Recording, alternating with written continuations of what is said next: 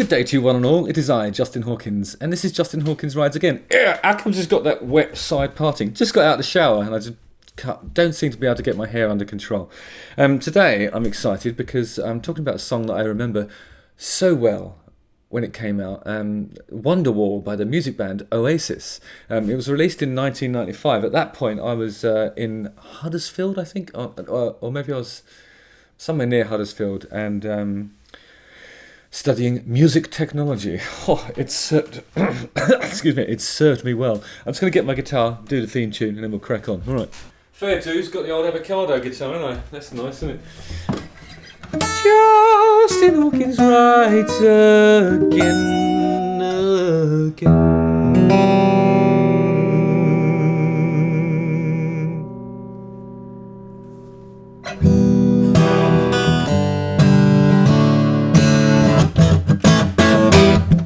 Stick the guitar over there, won't be needing that for a minute, I don't think.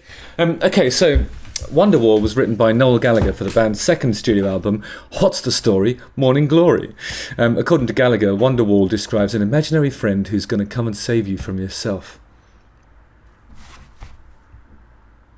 So even within that sort of synopsis, there's duality, and the main sort of narrating voice it's a two-parter, isn't it? So the imaginary friend is presumably a construct that your own brain has created in order to save the real you. Weird concept, but obviously brilliant song. The song's final title was inspired by George Harrison's solo album Wonderwall Music.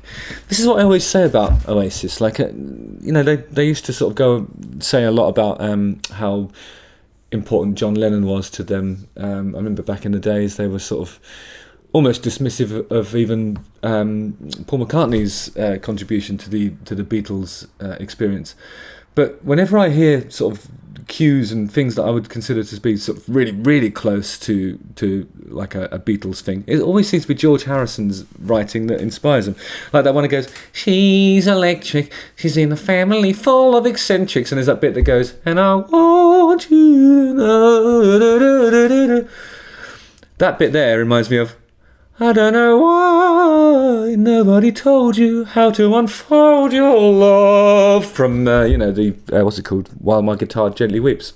It's almost a direct lift, but almost falls in a different part of the bar, and there's other sort of musicology reasons why it's not a lift. But you know what I'm saying? It's like the George Harrison stuff is what really seems to be prevalent in the influence of Oasis, to me anyway. The single was certified sextuple platinum by the British Phonographic Industry and gold by the Recording Industry Association of America. These are good stats, aren't they? It remains one of the band's most popular songs. In October 2020, it became the first song from the 90s to reach 1 billion streams. 1 billion streams on Spotify. Since Oasis split up, both Noel and Liam have continued to play this song as part of Noel Gallagher's High Flying Birds and Liam's solo career, the Liam Gallagher Music Band experience, respectively. Wonderwall is written in the key of F sharp minor, one of my favourite keys, set in common time with a moderate dance groove. Gallagher's voice ranges from E3 to an F sharp 4 in the song. These are brilliant bits of information. Anyway, let's have a little watch of it. I haven't seen this video for years, actually.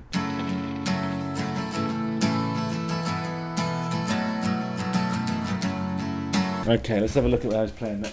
You know what, I'm going to put a capo on. I think that's the way to do this. Hang on a sec. Okay, so I'm going to show you a trick.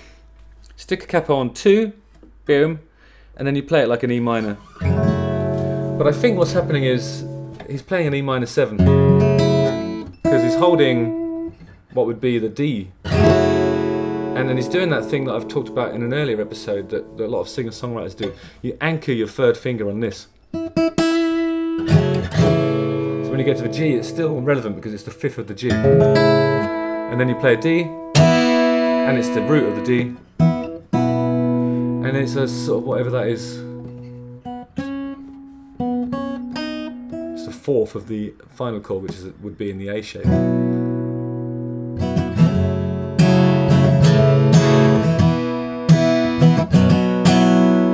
I think he holds it there. I'm going to check.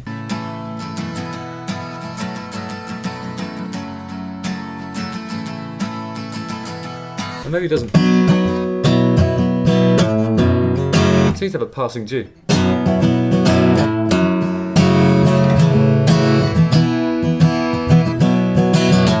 Yeah, it's still, he holds it all the way through.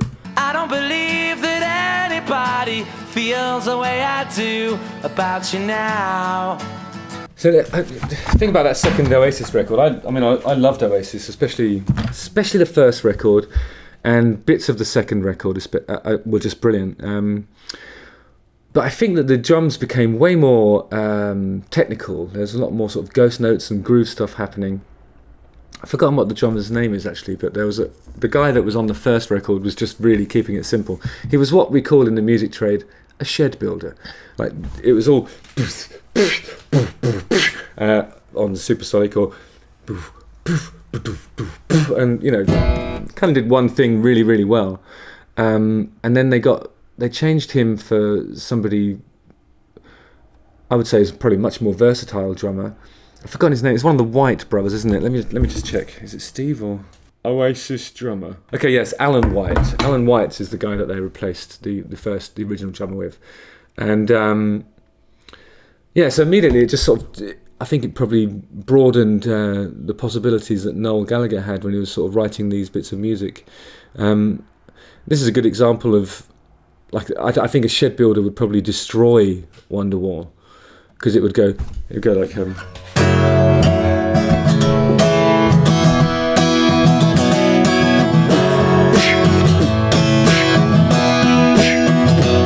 but it doesn't. It goes.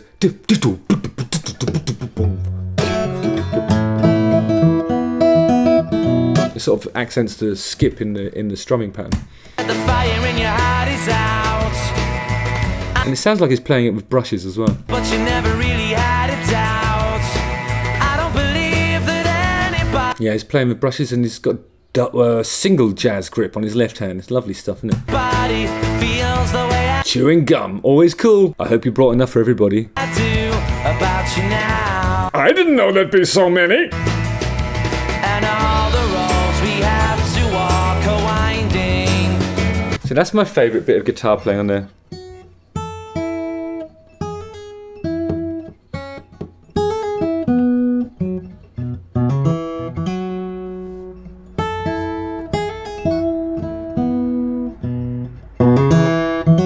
Something like that. There's a little bit that comes through there in the pre-chorus. It's lovely stuff. Because maybe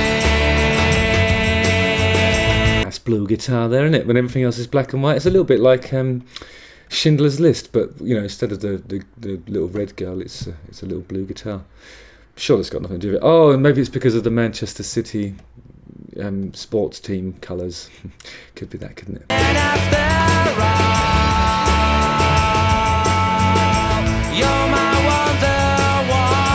I think this is my favourite bit of drumming coming up. Just what you need to hear at that point. It's brilliant. What a moment. And all the lights that light the way are blinding. Blinding! I used to love seeing old footage of Liam singing. Like when I don't know how it emerged, but there was something we were watching a while ago, and it was them rehearsing around the sort of first record. And his pitching was really good, like a properly on the money, no vibrato or affectation whatsoever, just a guy singing the songs in the simplest way possible. There's something weirdly beguiling about that approach, and obviously he's built a whole career on that kind of just a straight up bloke singing songs. It's awesome. It is awesome. Be the one that saves me.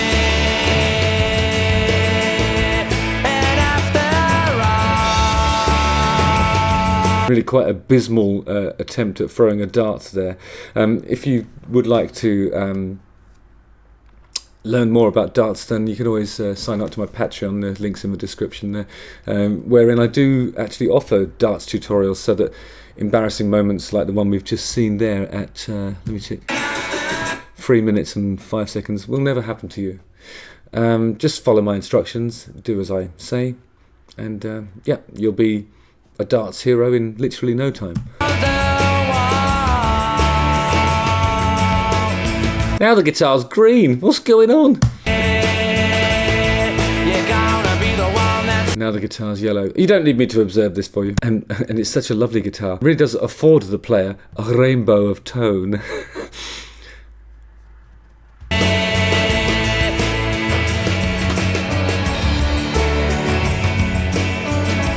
It's almost like a contemptuous approach to making a music video. It's one of the things that I've always loved about Oasis as well. It's kind of like the things that musicians shouldn't really be giving a shit about. They definitely didn't give a shit about. It's actually quite an authentic expression, isn't it? That the first 2 records that Oasis made are really authentic, I think. When it was kind of, the big sort of rivalry between Blur and Oasis, I was firmly in the Oasis camp because I think they rocked a bit harder. But I've since come to realise that both of those bands were making really, really great music. It was a brilliant time for British music, wasn't it? The 1990s. Cool Britannia! Yeah, yes. There's just one thing that I used to sort of think, I probably think it less now, but something about the aesthetic of Oasis was always kind of like, it could be some blokes from the pub or, the guy next door.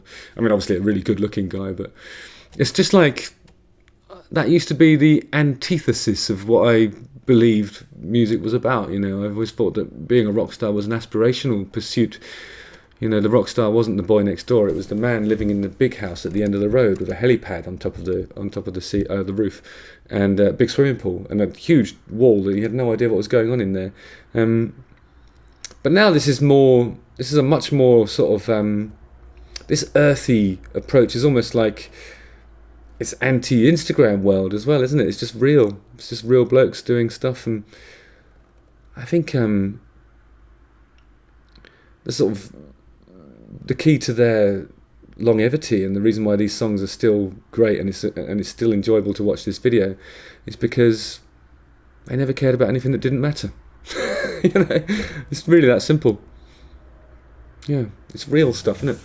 Anyway, brilliant. That's why I like it. Anyway, what do you think, guys? Use the comment section below. Tell me if I'm wrong. I'm prepared to admit that occasionally I am wrong. But today, maybe. Justin Hawkins right again. Oh, shit. Terrible last chord. Don't forget to like, subscribe, hit the bell for notifications, and watch one of these 2 videos. Nice one, guys. See you later. And after all, yeah.